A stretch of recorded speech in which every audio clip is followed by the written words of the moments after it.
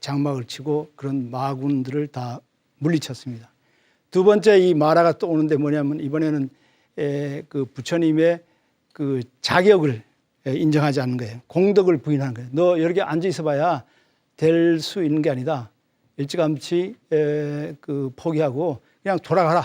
이런 식으로 이제 부처님한테 그런 그 위협을 합니다. 그럴 때 이제 부처님이 뭐냐면 말하는 많은 사람들을 데리고 왔는데 자기에게는 아무도 없잖아요. 그러니까 이 손 끝으로다가 땅을 이렇게 잡히면서 대지의 신에게 자기를 위해서 증언해 달라고 이렇게 얘기를 합니다. 대지의 신이 큰 소리로 부처님을 위해서 증언을 했습니다.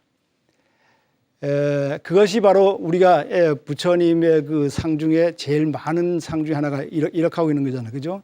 이력하고 있는 상인데 그것을 이 하문은 뭐냐면 항마 촉지 인상. 항마라는 건 마귀에 저항하는, 촉지란 것은 땅을 이렇게 건드리는 그 인상이라 해요. 항마 촉지 인상이라고 이렇게 하고 있는 건데, 세 번째는 이제 이 마라가 나갔다가 세 딸을 데리고 오는 거예요. 불만과 그 욕망과 무슨 뭐 이런 그 세 딸을 데리고 와서 부처님을 유혹하려고 했지만은 그 그때는 아직도 부처님이 안 됐지만 그 부처님은 이런 유혹에서 굳건히 설 수 있었습니다. 이런 그 시험은 많은 그 세계 신화에서 상당히 공통적입니다. 우리가 극히 잘 아는 그런 비슷한 예는 어디에서 찾을 수 있어요? 예수님의 시험이죠. 그죠? 예수님도 몇 가지 시험을 받으세요? 세 가지 시험을 받았죠. 첫째는 뭐예요? 돌로 떡을 만들라 하는 거. 두 번째는 뭐예요? 그 성전 꼭대기에서 뛰어내려도 다치지 않게 하라. 그건 이제 일종의 초능력에 대한 시험이에요. 세 번째는 높은 산에 올라가서 나에게 절하면 이 모든 영광을 너에게 주리라 하는 그런 정치적인 시험인데, 예수님도 그런 시험을 다 이겼다 하는데, 여기 부처님이 되기 전에 이런 마지막 시험을 받고 이것을 다 물리쳐 이겼다고 했습니다. 이런 식으로 그 여러 신화에 보면 여러 그 위대한 그 정신적 영웅들의 이야기, 그걸 이제 영웅 신화라고 그러잖아요. 히로 미스. 그 영웅들의 이야기에 보면 공통점이 있습니다. 그걸 조셉 캠블이라고 하는 그 신화학자는, 조셉 캠블 신화학자는 그 공통적인 요소들을 가진 신화를 모노미스라고 했어요. 모노미스.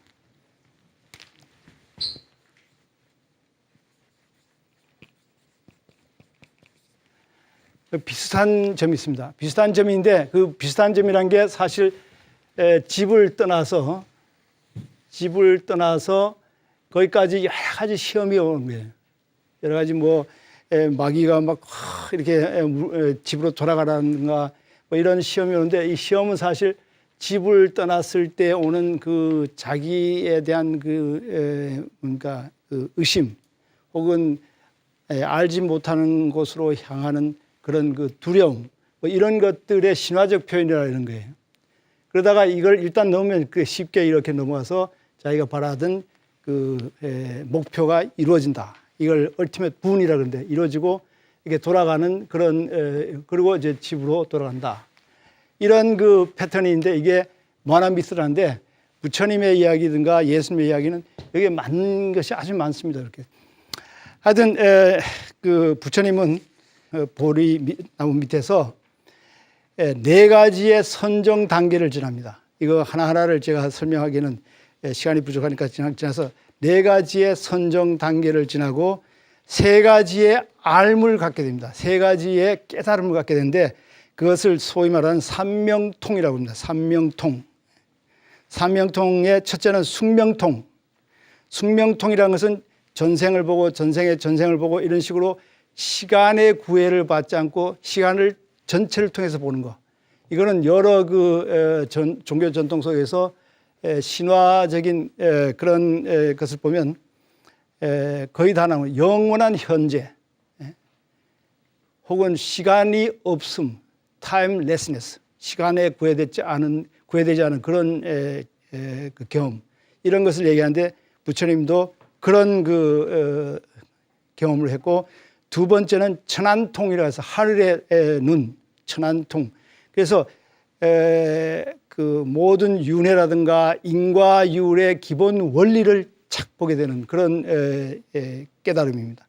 세 번째는 누진통, 누란 것은 어떤 고름 같은 거, 이렇게 흐르는 거, 인간의 가장 그 악조건, 이런 것들입니다. 이런 것들을 없애는 것을 볼 수 있는 그런 능력, 혹은 그런 안목, 이런 그 방법을 알아내는 것입니다. 이렇게 해서 드디어 먼 동이 트면서 부처님에게 완전한 깨달음이 이르렀습니다. 그야말로 이제는 문자 그대로 붓다, 깨치니, 각자, 이렇게 이겼기 때문에, 이 어둠의 그 무지를 이겼기 때문에, 그런 뜻에서 이 부처님을 그때부터 대웅이라고 합니다. 대웅. 절에 가서 대웅전은 이 석가모니 부처님이 계시는 곳이 대웅전입니다. 대웅, 큰 영웅이라. 이런 게. 이때 깨달은 것을 삼약, 안욕따라 삼약 삼보리, 혹은 대각, 성불, 성도, 혹은 화련대오, 뭐 이런 표현을 합니다. 불교학자 중에 크리스마스 험프리라고 하는 그 영국의 학자가 있는데, 이 학자 말에 의하면 동양 신화 중에서 가장 중요한 순간이 바로 이 부처님이 성불한 순간이다. 우리가 보통 사람의 보는 눈이 아니라 새로운 눈으로 세상을 볼 수 있는 그런 능력, 이것을 뭐라고 그러냐면 저는 특수인식 능력의 활성화, 이런 얘기를 하는데, 부처님은 이런 특수인식 능력의 활성화를 가장 완벽하게 이루신 분이고, 사실 불교인이라 하는 것은 이런 그 특수인식 능력의 활성화, 부처님의 성불 체험을 자기도 갖겠다고 하는 그런 사람들이 불교인이라, 불도들이다, 이렇게 볼 수 있습니다. 정말 이 불교에 있어서 알파와 오메가, 뭐 이런 기독교 용어를 쓰면 그렇습니다만, 이 성불 체험이야말로 불교의 알파와 오메가요. 그 스즈키라고 하는 일본의 불교학자, DT 스즈키라고 하는 일본의 불교학자의 말에 의하면, 이런 그 성불 체험이야말로 불교에서 가장 핵심적인 것으로서 이것이 없다면 불교는 없다. 이것은 마치 빛과 열이 없는 태양이 우리에게 아무 쓸데가 없듯이, 불교에서 이 성불의 체험, 특수 인식 능력의 활성화가 없는 그런 불교라면 이것은 불교가 아니고 빛과 태양이 없는 빛과 열이 없는 태양과 같다. 얼마나 중요한 거예요.